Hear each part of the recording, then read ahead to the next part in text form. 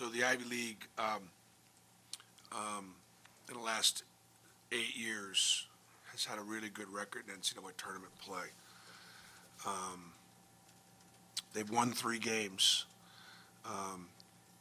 In 2014, Harvard beat Cincinnati. In 2016, Yale beat Baylor in the 5-12 game. Last year, Princeton beat Arizona in the 2-15 game. In 3 of the losses were fewer than 5 points. This Yale team lost to LSU the year that we played them by the LSU, which was the league champions, regular season champions, by just 5. And this Yale team lost to Purdue in 2022. So this has been a team that's been to the tournament, I think, 3 times since 2016, this coaching staff. This is a really good team, a really good program, and they've got a really good history of first-round upsets. Why is that? Because they play the right way, because they play hard, they play physically, they're from the Ivy League, so they're smart.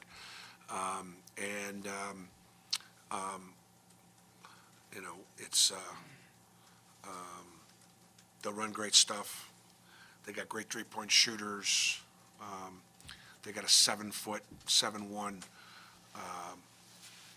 pro that's probably going to be more of an international pro, but there are people talking about it potentially in the NBA. So they've got some really good pieces. So we've got that. We'll prepare for them primarily. We understand that the way we look at it is it's a 4-team tournament with San Diego State and UAB in the field. And so as you guys know, I separate my scouting, my staff, and we have 3 scout teams that are each on Yale, UAB, and San Diego State. There's going to be there've been a lot of talk about our seeding. I'm fine with our seed. Would like for it to be better, but I'm not. I'm okay with our seed. Could be better, but I'm okay with it. I've talked about it before. I'll talk about it again.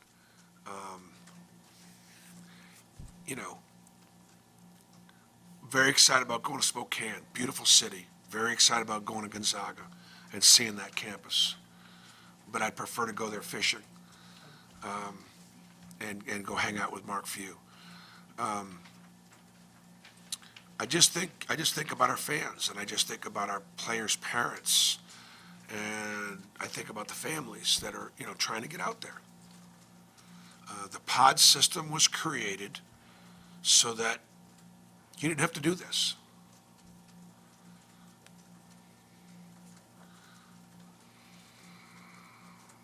So that's my only complaint.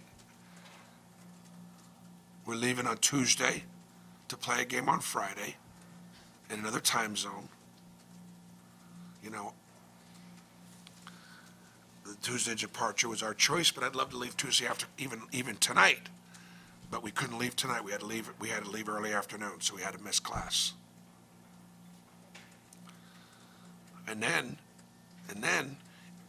whoever's fortunate enough, but we already know that if we win, and if we're fortunate enough to win, if we're blessed to win, if we're lucky enough to win, we don't leave till Monday. Where should we go Monday? Come back to Auburn?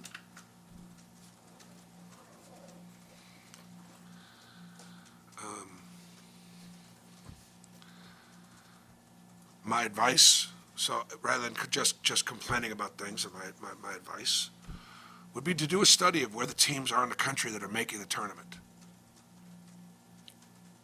And if there's a preponderance of teams that are in the southern part of the country that are making the tournament, or the west, or the northeast, or then have more regions, have more pods in those locations.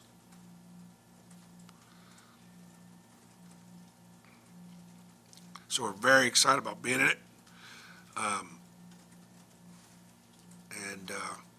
But that would be something I would not be doing my job as part of the process with the NCAA. We're part of it. I'm just a coach, but I'm part of it.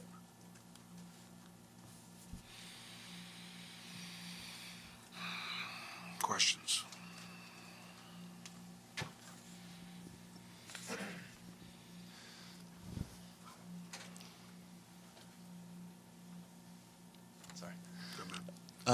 Quick turnaround. How's the team sort of handling celebrating Sunday night, and then it's Yale?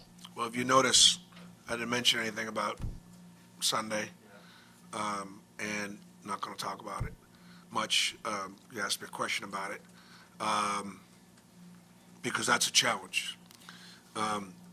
After the game, and all you got to do is you learn by your own experiences, or you learn by experiences of others. And because I've congratulated Tennessee on a number of occasions publicly because of what an incredible regular season championship that is, given the quality of our league. This is not a criticism, but it's just to learn from. After clinching at South Carolina, which is just, again, an incredible accomplishment. There's nothing wrong with losing to Kentucky at home, a very talented Kentucky team, and a really hard-playing, physical Mississippi State team. But they're 0-2 since they won the championship. Part of that is the quality of the teams they're playing. Part of that is just human nature. It's human nature. Our guys should have celebrated Sunday, and probably even yesterday. So what we did yesterday was we met, we got a stretch, we watched a little bit of film of how we guarded because they could understand, look, that's why we won, because of the way we guarded. And that was it. We made the gym available for some shots. Again, not knowing even yesterday when we were leaving. We didn't find out till last night at 10:30 when we were leaving, which then meant we had to last night make a decision on, okay, how long can they go in class? I've got some guys that have an 11. I'm going to start practice today at 10:30 right now because we have to leave at 1. But I had some guys that have a really important 11 o'clock class, and I'm going to have some of those guys late to practice. So they would not have practiced yesterday, and they're going to only practice maybe about 45 minutes today because of just this time and travel and all this is just not necessary for a Friday game. But we don't have a choice. I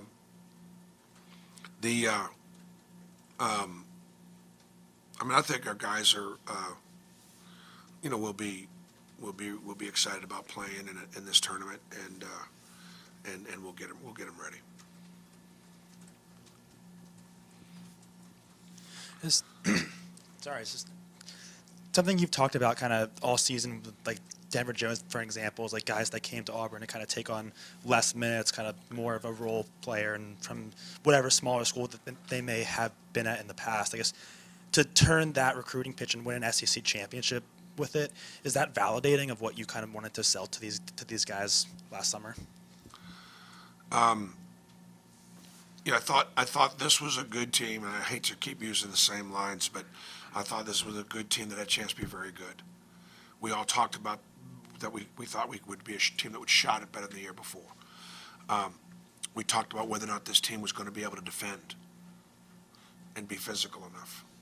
And I think if you would look at, we're right about the shooting, and we became a better defensive team, and we became physical enough to be able to compete. And so I think this team made a lot of progress. I think this coaching staff, my staff did an outstanding job with player development, and I think the guys did a great job all year long of being unselfish and all being patient and all accepting less individually so that we as a team could achieve more. That's pretty good. Anyone in the league that's sort of comparable in terms of play style to what you've seen from Yale on tape so far? We played them 2 years ago, and Coach Jones is a great coach, and like most great coaches, they are who they are, right? And so he is who they are, and that's how they played. They'll have some variations in personnel, but he'd been doing it really well for a long time. And so,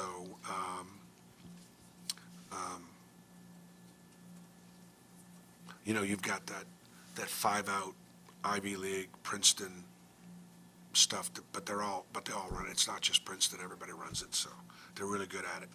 Obviously, they got a couple guys that are like ridiculously dangerous from shooting, you know, shooting the ball. And so, you know, specifically, Mahoney is like he's probably the best set 3-point shooter in college basketball. Like he's shooting 60% right now from a 3 in his last 5. And he's a left-hander. He's got good size, and he's their 3rd leading scorer. And again, they've got a 7-foot center that's kind of fun to watch because he's a big kid that's got real skills. He can shoot it. He can put it on the floor. Like they break pressure with him. He'll bring the ball up the floor. He's an old school. He's a throwback. And then number 4, who's their leading scorer, their best player. I'm just going to try not to mess up his name, so it's no disrespect. Let's just say John. He's a very, very versatile player. Can score inside and out, and you know, great playmaker. And their point guard is athletic and tough and fast and gets downhill. So it's they got some really good pieces. You talked about sitting down and guarding and defending, and how that was the key for y'all to win this tournament. How much does that help against a team like Yale, who is very patient with the ball, doesn't turn it over, just having that, you know, kind of that experience doing that. The key is to defend. The key is to defend without fouling. That's the key. To continue to defend the way we like to defend, but you know, no, it's no, and you also just don't know too about how the game will be called. I do know as you progress in the tournament, with every game they continue to let you play more and more, and so we hope that's the case in Game 1. Coach, piggybacking off what you said a couple minutes ago, you said on Wednesday before the SEC tournament this was a very good team that had an opportunity to be great. Just kind of what's your assessment of them getting up to that next tier? If they haven't already become a great team, what do you think they need to do in your eyes to kind of solidify that this year? Well, I think you know, this team has been great. You can't win a championship without being great, so they're already great. They don't have to do anything else to be great. Nothing. As we move forward now, we put ourselves in position. We have an opportunity, and so we just truly need to keep doing what we're doing, keep defending. You know, could we do a better job on rebounding? We didn't dominate. We weren't dominant on rebounding, so we got to continue to do a good job with that, and continue to stay unselfish and make shots. Bruce, Chris Moore and what he's done the last week or two, what has that meant to you personally for a guy you've worked with for 4 years, and what has it meant to the team? Yeah, I think it's just, I've talked about it before, but I think it's a great lesson in life.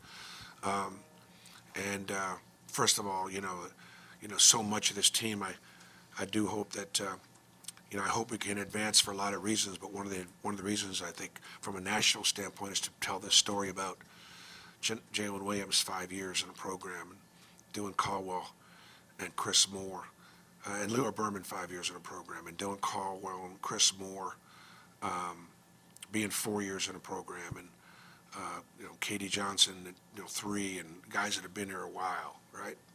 And in this day and age of the transfer portal and NIL, it's a throwback. And it's a demonstration of that when we are successful as a team, you as an individual can benefit far more than if you as an individual is successful but the team fails. This team did not fail, and we had many individuals that have been recognized. Chris Moore, he's a great chemistry guy. He's a great teammate, great in the locker room, great leader, loves Auburn, and cared so much about the team and his teammates. He didn't want to let his teammates down or his coaches down by making mistakes earlier in the year, and put too much pressure on himself, and as a result didn't perform well, and lost his rotation, lost his minutes to Leo Berman, and understood that he had lost them. Didn't complain about it. was disappointed but understood. But he and I talked, and I said, you're going to, this is what it is right now, but you got to stay right and ready because it can change. He said, I know, Coach. I said, but now when it does, what did you learn? And would you take what you've learned and be right and ready next time? And the answer was simply, don't be afraid to fail. Go out there and be aggressive. And stop letting the fact that you care so much get in the way of your enjoying the game and having joy in the game, right? And he's done that. And his teammates are thrilled. So are we. Teammates and coaches.